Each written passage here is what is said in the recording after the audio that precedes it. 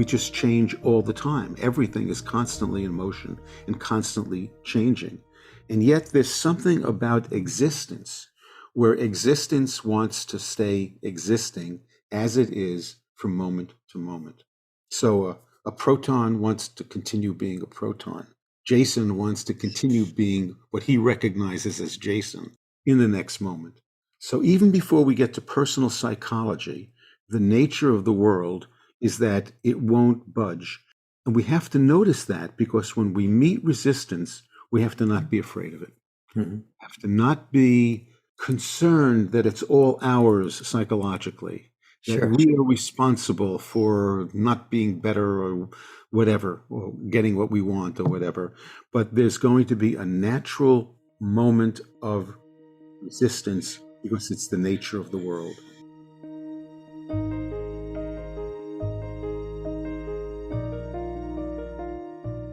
Welcome to Letting Go and the Greatest Secret, where we explore the end of your suffering and the beginning of lasting happiness.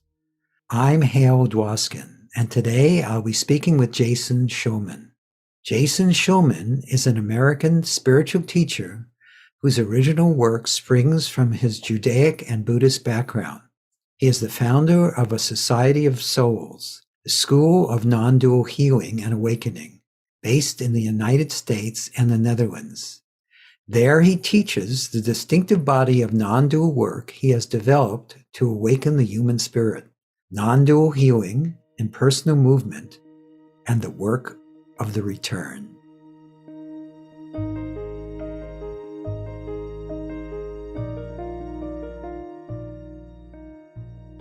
Tell me a little bit about your process and how you came to do the work that you do. Well, depends how far back we want to go. I leave that to you. But I would say how I came to do the work that I've come to do is because I was born as a suffering human being, mm-hmm. and as are we all. Mm-hmm. And suffering, when it hits fertile ground, it's a good thing, because I wanted to find out why I suffered and what it was all about. And that became a kind of consuming interest of mine from the time I was, I would say, 5 years old, really.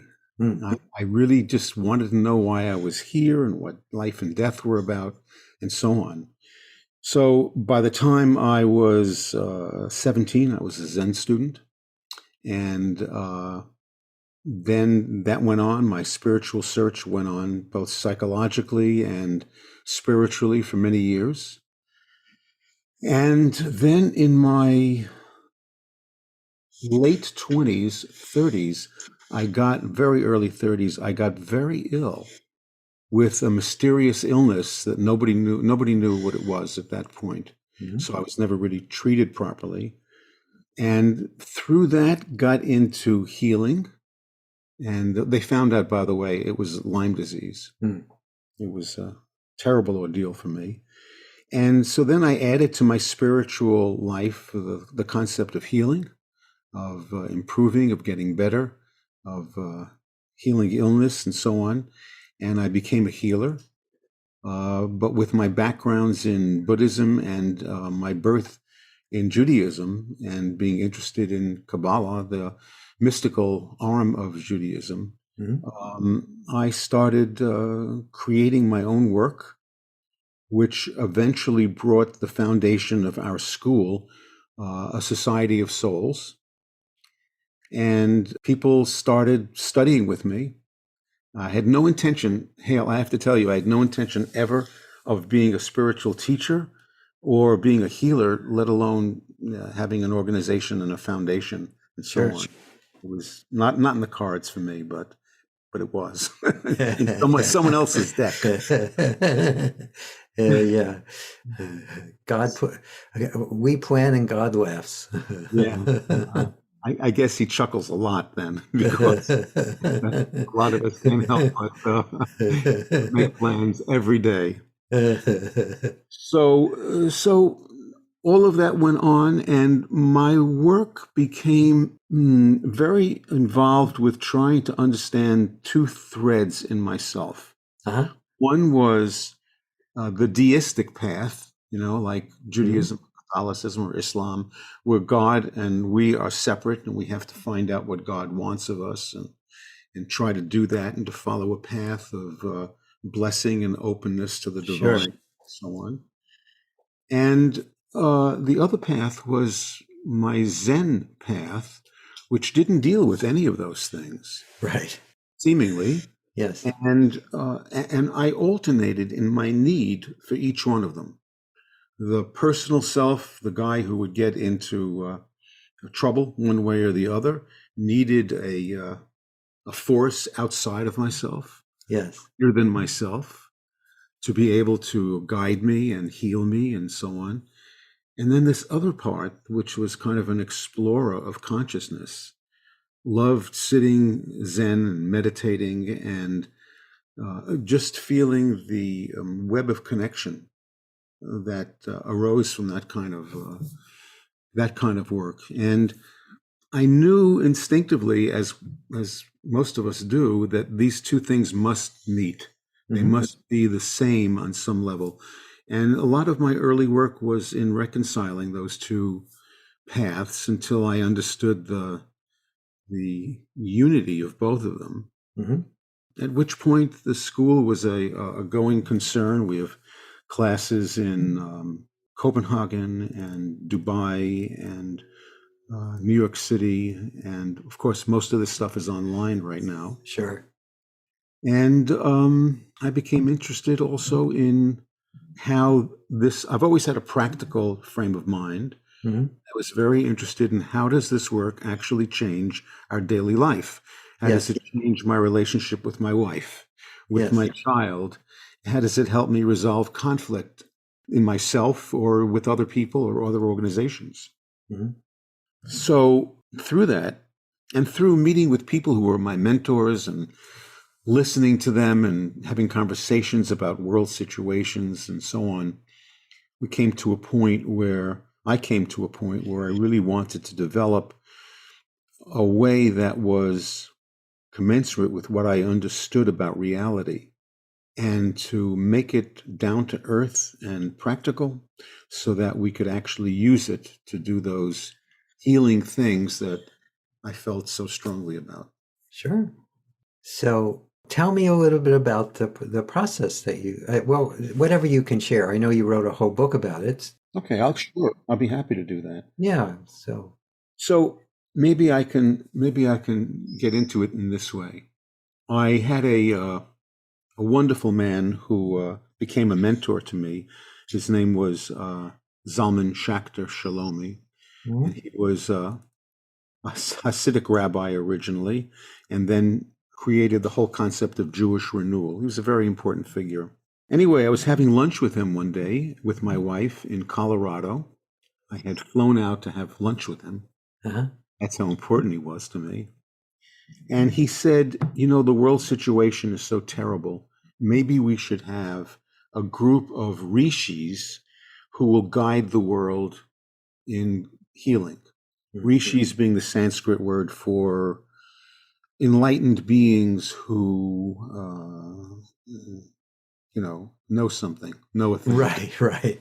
Yes. Yeah. That's it. So I immediately got nervous because who's going to find these rishis? Right. Right. And anybody who says, "Me, I'm a rishi, let me Probably rule." isn't. Yeah, we want to probably have a cup of tea with them and calm them down. Right. Right. Right. Right. But it got me to thinking that I wonder if there was a process Hmm. by which a person could become a rishi or Hmm. could become a temporary rishi while they use the process, Hmm. where it could divest them of their illusions and bring them to a ground level kind of relationship with the world and with the inner conflict and outer conflict and the resolution of that conflict. And I set myself the task of doing that, Great. trying to do that and figuring out how that could be done. And, a lot of this is mysterious because I gave you a kind of outer view that was It sounds as if this was all rational and planned out. Oh, I'm sure it wasn't. It wasn't, because at the point it all started coming together over a period of time, a couple weeks, to create the process itself. It was much more akin to creating a piece of art. Yes. So I happen to be a musician also, but even if and I also used to paint. So when you're painting, even if you're going to map out what you're going to do and you are going to paint from a photograph or you have a structure, at some point that's not what's going on, right? Right. That's not what's going on. Yeah. And the art leads you. You don't lead the art. It eats you up. It ingests you. And Yes. Yes, you, absolutely. you find yourself wandering around a kind of force, push this way and that, which color, which brush, which palette knife, which part you erase, which part you put on. So it was very much like that with this process. That's great. And what came out of it were 38 imagistic sentences Uh-huh. that seem to hold a kind of, I've likened it to an instruction set for reality. Mm-hmm. It seems to be about how we as individual human beings and reality interact. Uh-huh. This is what happens. We could say it's archetypical. It's also mysterious. It's also rather poetic. And it takes a little bit of time. In the book, I describe each one of these steps, stages, I think we call them.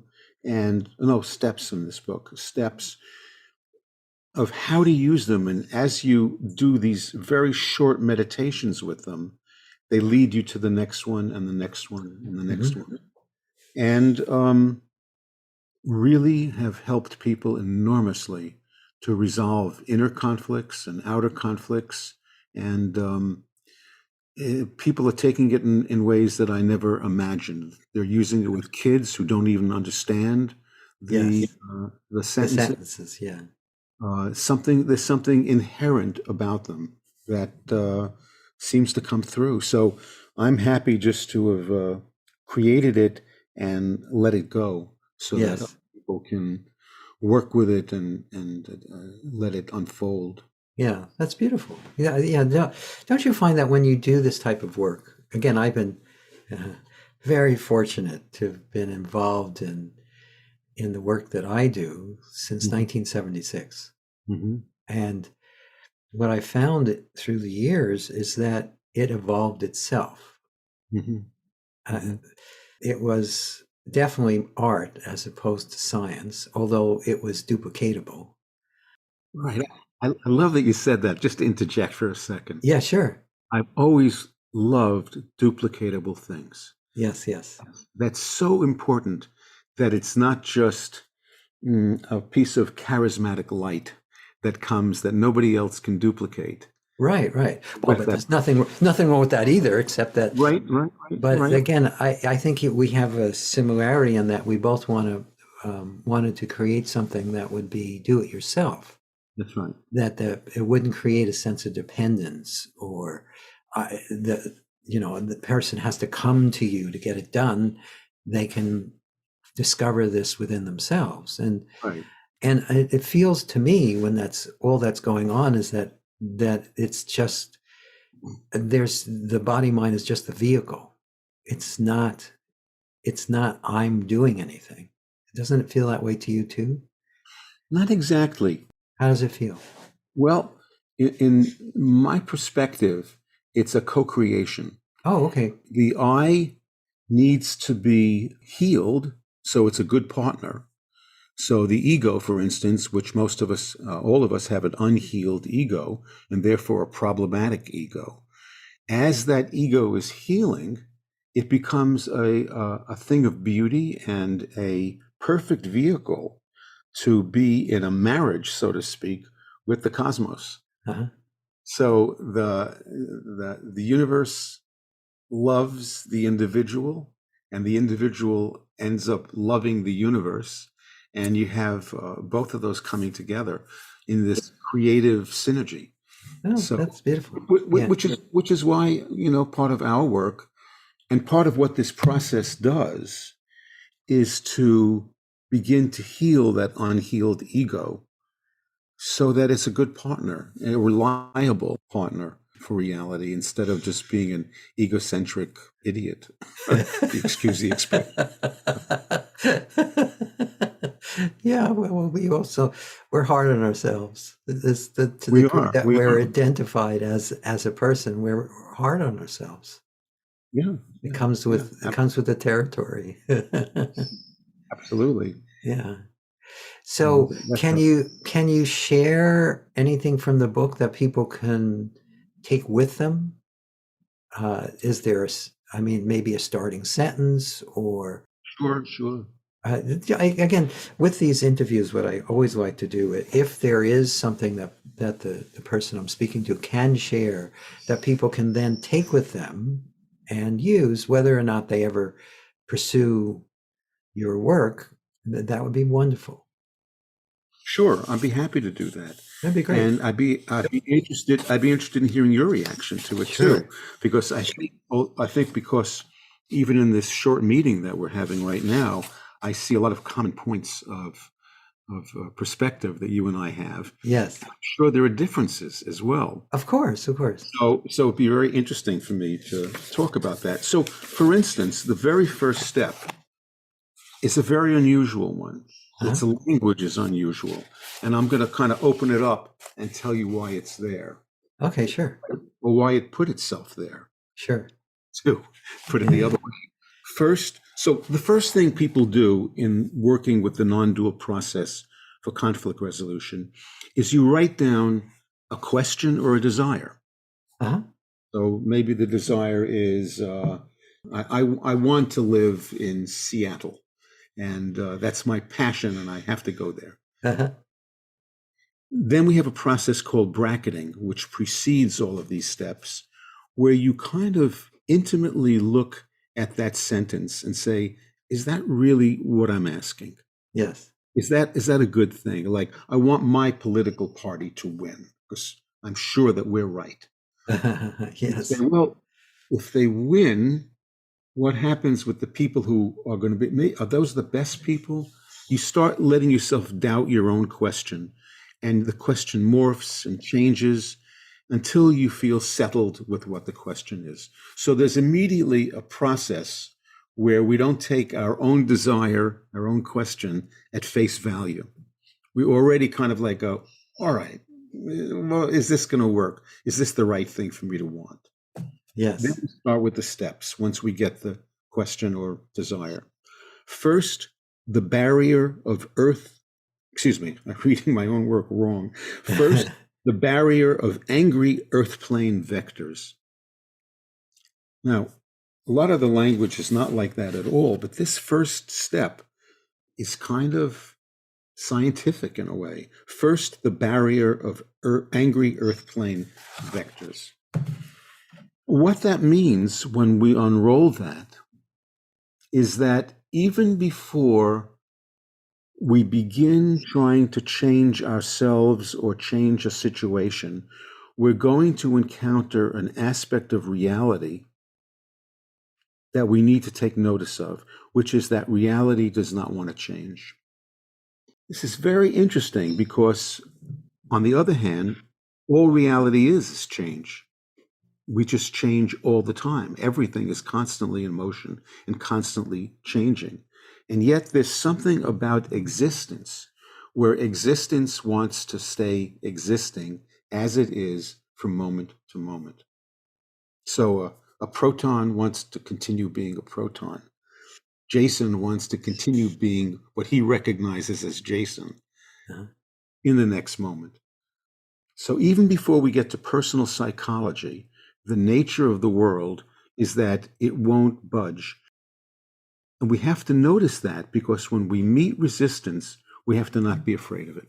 Mm-hmm. We have to not be concerned that it's all ours psychologically, that Sure. we are responsible for not being better or whatever, or getting what we want or whatever.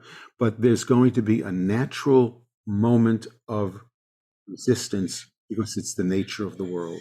Yes. But is it really the nature of the world to resist, or to resist change, or to not want to change? Or is it the human reaction to it? Because, as you said, the world is in constant flux. Even mountains are changing. Yes, it is, and it isn't. So everything, we can agree immediately that everything is in flux. Everything is a wave. There's this vast wave Yeah, through the universe. it's all energy. Yes. It's all energy. It's all moving. At the same time, the notion of existence, duration, being the same for instance, the lifespan of a proton is approximately the same as the lifespan of the universe, about 13 billion years. It doesn't want to change. It doesn't want to easily become an electron or a lepton or whatever other ton it could possibly be. So the nature of solidity itself, even though this pencil that I'm holding here in 10,000 years will have disintegrated because everything falls apart, it holds its shape. It holds its center. It is what it is. It doesn't want to morph into anything else. So this is not a psychological, from the point of view of the non-dual process, this is not a psychological or value statement. It's just a statement. It's like, and if you're going to meet that, you're going to run into some danger, which is the second. When we want to change something, we're going to run. Now we're getting personal. We're going to run into some danger. Now that danger that happens is already reflecting our egoic struggle to not change, to maintain the stability, even if it's killing us. Yes, yes. So admit to danger. So those two first steps, in a sense, allow us to relax and say, okay, I'm going into a process about change, and I'm going to encounter the will not to change. It's expected, and it's workable, and I can go further and work with it. I don't have to be mugged by these two aspects of reality, one universal and one personal, to not get to the parts where I can morph and change into something new. Mm-hmm. And then the process moves on from there. So these two first steps are not to deter somebody from moving onward. They're to really set up the conditions for change. My opinion is that the more we have our eyes open to what things actually are, the more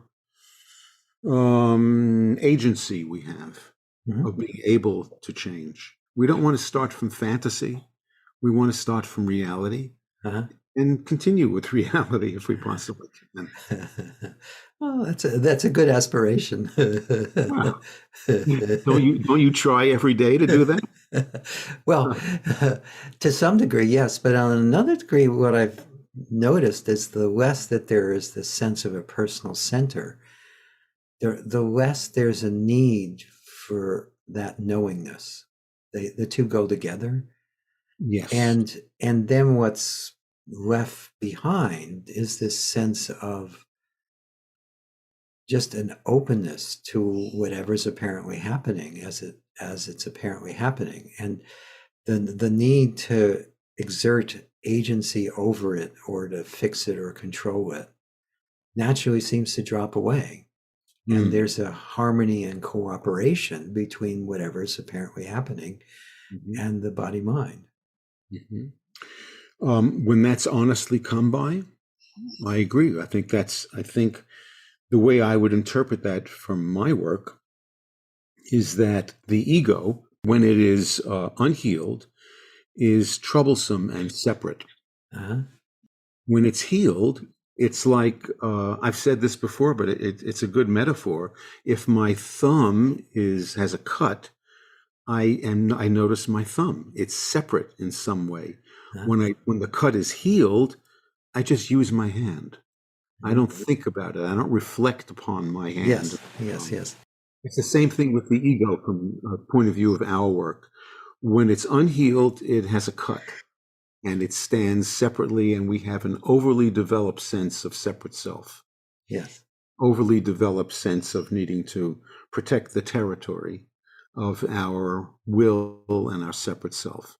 yes, As it heals, we still have an ego, only the ego is a useful, beautiful thing of beauty which is integrated into our totality. If I Mhm. call your name, you answer. You Yeah, didn't go absolutely. into some trance. But you also are open to hearing what I'm saying and thinking about it, and it doesn't threaten your life to Right, right, hear right, all right. the same thing. So we're headed toward the same place.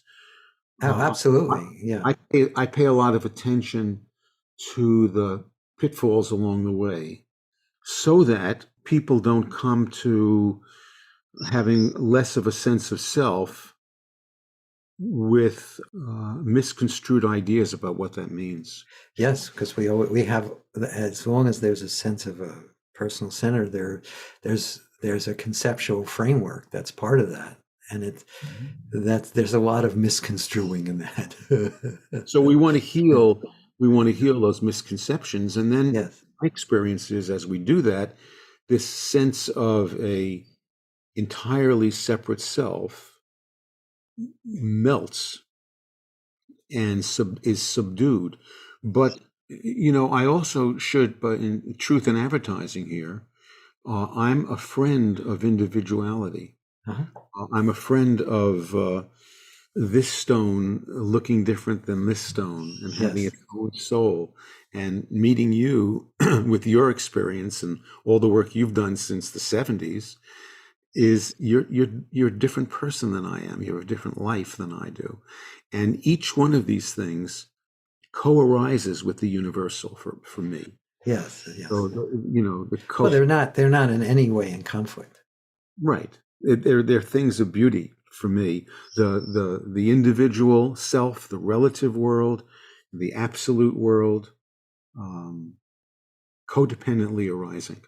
They Uh, arise together, foreground and background to each other.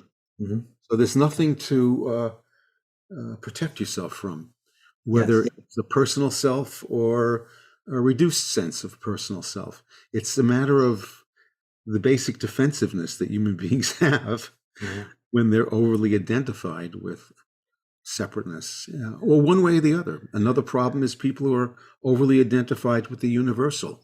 There have been some terrible things that have happened from people who have been over identified with the universal and forgotten about individuals. Don't think in terms of individuals. sure, sure. So, Yeah, well, there's, as long as there is a sense of individuality, there's self and others. So there's two, and there's there is tension in that, yeah.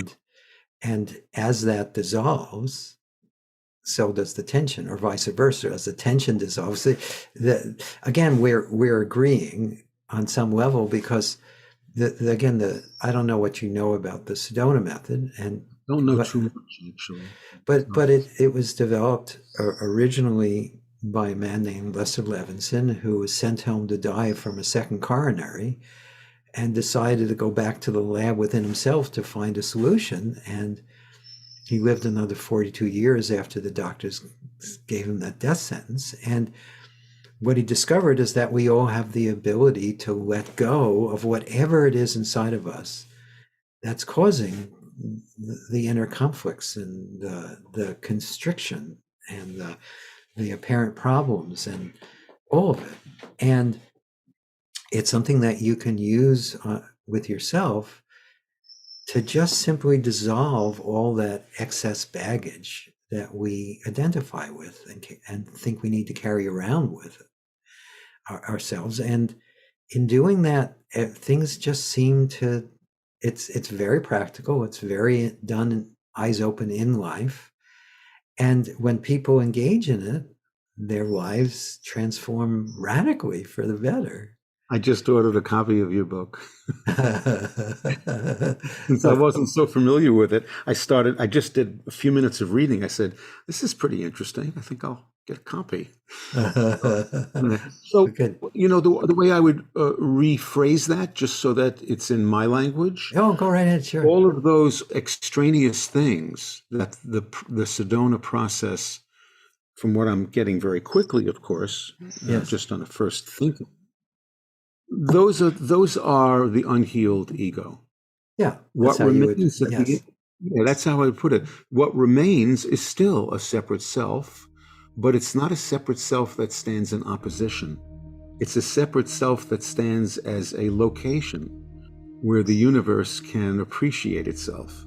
Yes. Yes. No, I'm completely familiar with that point of view, completely. And what's come up here is that is also a stage, and there's something beyond that where even the sense of the separate self has dissolved, and then there's still, of course, the unique objects appearing within that, but the sense of a me in relationship to it actually dissolves. And then there's just what's apparently happening. And it's actually indescribable. It's very hard to talk about. But the point that you're describing, that where there's no longer this overwhelming conflict with what's happening. There's a sense of being aware of it, but not fully engaged in it, and allowing what is to be as it is a stage that most people need to go through. And even if you never do more than that, it's miraculous compared to the way most of us live our lives. Yes, I think it's if more people were at that level, we'd have less insane conflict. Exactly. I bet what's happening in the world now. Exactly. And you're with what you're doing, you're helping people do that, which is beautiful. Yep, that's what we're trying to do. I'm very interested in the middle ground. Let's call it that. Yes. You're calling it a stage. I'm less interested in the. We'd have to talk longer to see if there was really a difference, because the experience that I have and that I have historically understood of the self disappearing entirely. And I don't know if that's something that happens through the process that you write about, the Sedona process. The Sedona process doesn't actually, the goal of the Sedona process, the main Sedona process, we have something that we call the fifth way, or the free way, or the no way. That is more focused on that completely beyond the separate self. But most of the work that we do is just designed to help exactly what you're talking about, to end the unnecessary conflict, to end the striving and the struggle, to live life wide open and fully engaged, and really just loving what is as it is. And that's where my heart is. Yes. That's where my heart is. That's the center of our work. No, I know, it's beautiful. It's beautiful. That's great. Yeah. So is there anything? Look at that fifth way. Yes. You have a book on that as well? No, I do. The fifth way is, well, there's talked about a little bit in, I have two books. One is called The Sedona Method. The other one is called Happiness is Free, which I wrote which is Lester's teachings with my interpretation. And so I talk a little bit about it there, but mostly it's something that we do in our live programs, because it's much more, if it's written down, it starts to, as a process, it starts to lose its impact. Whereas the Sedona method can be completely written down, and people can just take themselves through it. And again, these miraculous things happen. The other one is more something that just happens spontaneously in this that's happening, and I'm sure eventually I'll write a book about it, but it's not, I haven't written it yet. But anyway, let's not focus on me. Let's focus. What is, if you were to summarize a message for people? Because I want to see if we can bring it back to focusing on your work. How would you summarize what you do in a way that people can know how to hold it and maybe work with it on their own, and or of course get your book? Sure. The non-dual process for conflict resolution is just one part of my work. Uh-huh. The other parts of our work are in-depth training in the type of healing that I developed, a hands-on method of healing. We have a movement work, a non-dual movement work called impersonal movement, and a self-healing modality called the work of return. I think if there's a thread that holds all of those things together, there are probably many threads, but one of the threads is kindness. We put a tremendous emphasis on the lubrication for walking the spiritual path and daring to look at your imperfections and daring to see how they can be healed and helped is kindness toward the self, which is the origin of kindness and instantly makes us kinder toward other people and really makes us into undefended beings. Yes. So we're not a path of idealization. Sure. We don't have an ideal outcome. Yes. I guess our ideal outcome is for people to fully be themselves, living in an open-hearted, undefended way, except when they are defended. And when they are defended, loving that as well. Yes. Loving all of those imperfections and so on. So I think that's one of the important thread. Was an important thread in my life personally. We always teach what we're learning. Yes, of course. And so that's been a hallmark of the work that we do. It's a tenderheartedness, really. Even as a Zen student, that's what I came to. Yes. Well, you and the Dalai Lama agree. Well, good. I love that. Did he say that also? Yes. He one of the things that he said, one of the many beautiful things he said, but one of the ones often quoted is the most important thing. Someone asked him, what's the most important teaching? And he said, kindness. That's it. Otherwise, there's no reason to sit on the cushion. Right. Or to walk around. That was my metaphor for the same thing. I know. That's beautiful. Yeah. Thank you. So, anything else you want to add before we bring it to conclusion? No, I enjoyed this conversation. I'm going to learn more about your work and see what all that is about. If people want to find out more about what we do, there's two ways. Sure. One is going to the school site, which is societyofsouls.com as one word, Society of Souls, SOULS.com. And then the foundation for non-duality is our not-for-profit foundation that was founded to move this particular modality, all the modalities that I created, out into the world more. And that's nonduality.us.com. And there people can find videos, short videos of teaching. They can find excerpts from the books. They can find some of my students' work. And they can be in contact with like-minded people. Oh, that's beautiful. Well, thank you. You're very welcome.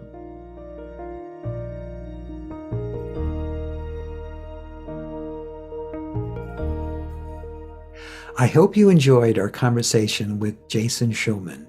You can learn more about Jason at www.nonduality.us.com. That's NondualIty.us.com. If you've enjoyed these podcasts, please subscribe so you have immediate access to future episodes. Please give us a 5-star rating and share it with the people you care about. If you'd like to learn more about my work, my mentor Lester Levinson's work and the Sedona Method, please visit www.sedona.com. As you explore our site, you'll learn the key to lasting happiness, success, peace, and emotional well-being. We have books, courses, events, and plenty of free material to explore. Again, go to sedona.com. That's SEDONA.com. Thank you for being here, and we'll catch you on the next episode of Letting Go and the Greatest Secret.